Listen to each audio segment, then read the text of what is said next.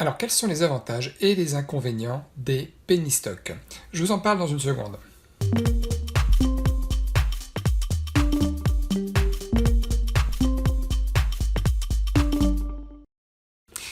Bonjour à tous, c'est Nicolas Pomarède, trader pour compte propre sur les marchés américains. Alors, pour commencer sur les penny stocks, parce que j'en entends souvent parler, beaucoup de gens s'y intéressent énormément, que ce soit dans de l'investissement court terme ou alors dans l'investissement long terme, je vais vous dire mon avis sur les avantages et les inconvénients des penny stocks. Alors, un penny stock, pour bien qu'on résume la chose, qu'est-ce que c'est? Penny stock, ça veut dire petit. Petit stock, petite action, voilà, c'est le terme en anglais. Et c'est souvent, on parle de penny stock quand on parle d'actions qui cotent moins de 10 dollars ou de 10 euros. Voilà. Il y en a qui vont considérer des penny stocks lorsqu'elles cotent moins de 5 dollars. Mais de manière générale, d'un point de vue purement interprétation institutionnelle, professionnelle, en général, les actions qui cotent moins de 10 dollars sont considérées comme des petites valeurs. Voilà. Même si l'ordre de grandeur est propre à chacun, c'est considéré comme étant des petites valeurs. Voilà, pour ce qui est de la définition. Alors, les avantages des penny stocks, il y en a plusieurs.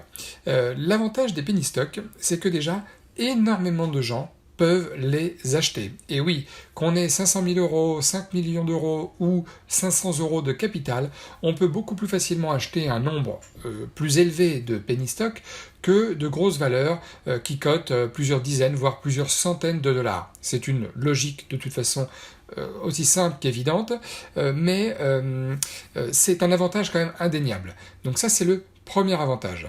Deuxième avantage des penny stocks, c'est que très souvent, les penny stocks, on peut retrouver dedans des valeurs qui sont très volatiles. Voilà.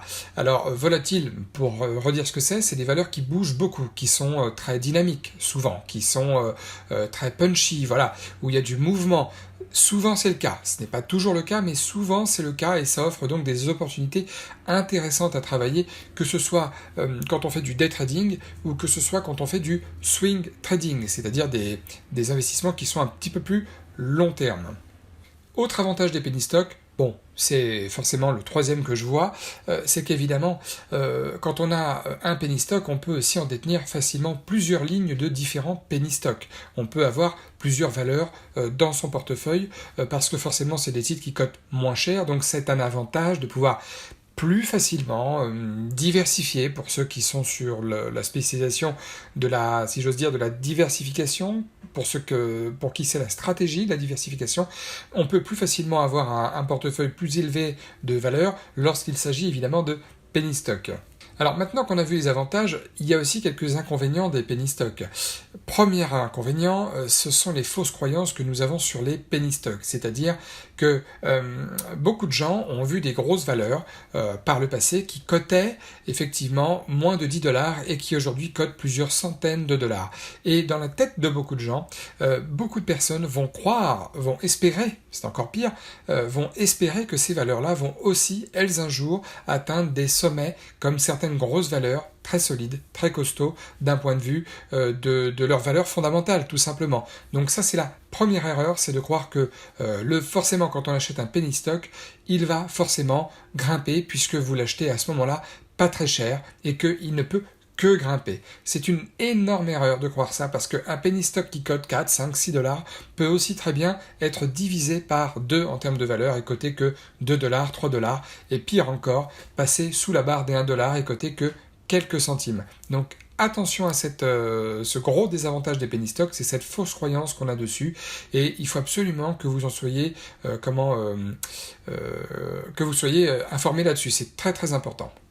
Deuxième inconvénient des penny stocks, c'est que, comme je l'ai dit tout à l'heure dans la partie avantage des penny stocks, c'est que ce sont très souvent des valeurs très volatiles. Et elles sont très volatiles pour plusieurs raisons. La première, c'est que beaucoup de gens sont dessus.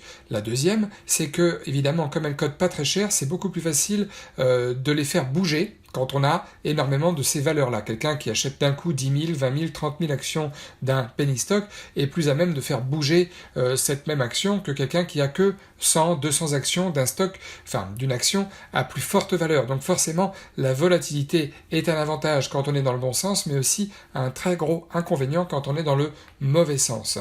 D'ailleurs, j'ajoute à ça, c'est que les penny stocks ont souvent également, comme beaucoup d'autres valeurs, et ça concerne vraiment pas que les penny stocks, ont souvent des configurations graphiques. Là, je suis en train de regarder un peu si j'en ai pas sous les yeux pour vous montrer, mais non, ce n'est pas le cas. Je traite pas souvent les penny stocks, mais souvent elles sont sujettes, non, plutôt elles sont sujets à des gaps, excusez-moi, donc des trous de cotation qu'il y a entre la journée de la veille et la journée d'aujourd'hui. Il y a des gros gaps sur les penny stocks parce que beaucoup de gens les achètent, beaucoup de gens les revendent. Quand un penny stock passe de 3$ à $6 de la veille au lendemain, du jour au lendemain plutôt, eh bien forcément beaucoup de gens vont prendre des bénéfices parce que dans leur tête le titre a monté de 100%, ce qui est vrai, et du coup la valeur a beaucoup plus tendance à faire le yo-yo.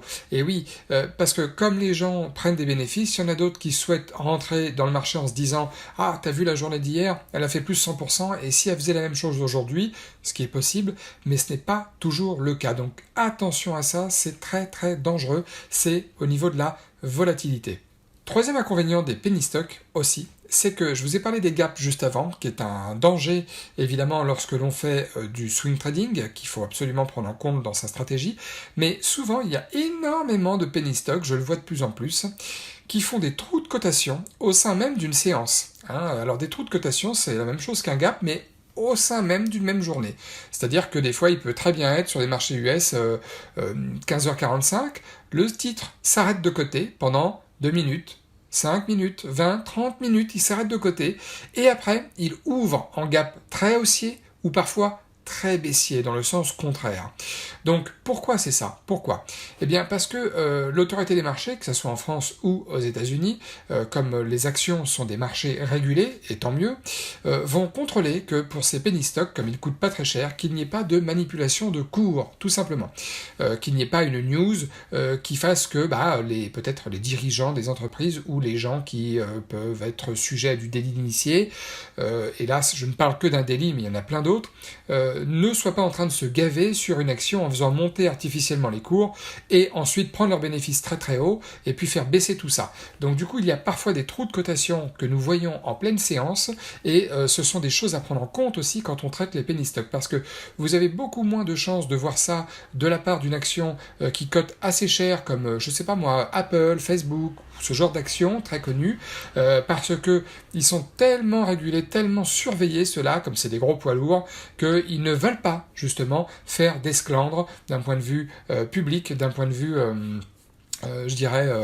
médiatique, voilà, vis-à-vis de leur entreprise et vis-à-vis surtout de leurs actionnaires qui sont nombreux et qui souhaitent absolument continuer à les attirer. Ils ne veulent surtout pas les faire fuir. Alors que des penny stocks, par exemple, il y a beaucoup de gens qui spéculent très ouvertement et ils ont tout à fait le droit de le faire et ils achètent des penny stocks, ils les revendent très très vite. Il y a beaucoup moins d'investisseurs très long terme qui gardent ce genre de valeur que des investisseurs long terme pour des valeurs qui sont tout simplement des valeurs plus fortes, plus solides sur le plan financier, qui ont une simple valeur intrinsèque avec beaucoup plus de potentiel, voilà, qu'un penny stock. C'est très important à retenir ça aussi dans la partie inconvénient des penny stocks. Autre inconvénient des penny stocks, c'est que faut savoir que un penny stock, je l'ai dit dans la partie numéro 1 ou la partie numéro 2, je ne sais plus, bref, va intéresser les gros gérants de fonds, les gros institutionnels, que et seulement si le titre dépasse un jour la cote des $20 environ.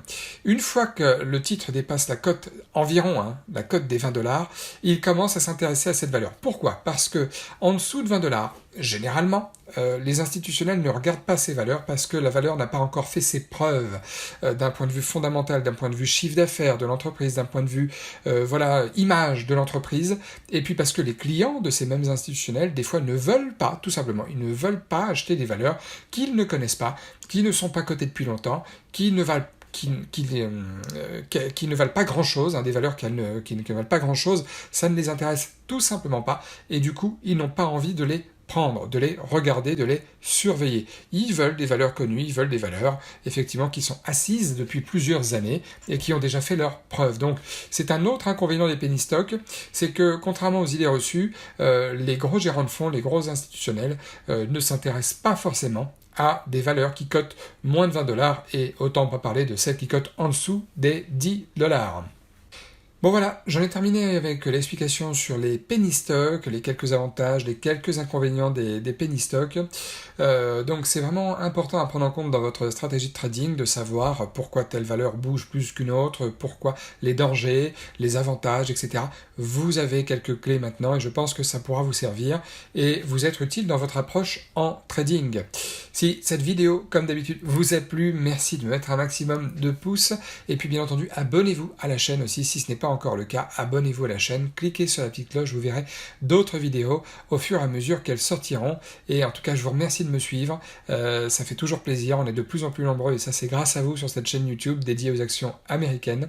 Et puis, en attendant, je vous souhaite une excellente fin de journée et puis je vous dis à très bientôt.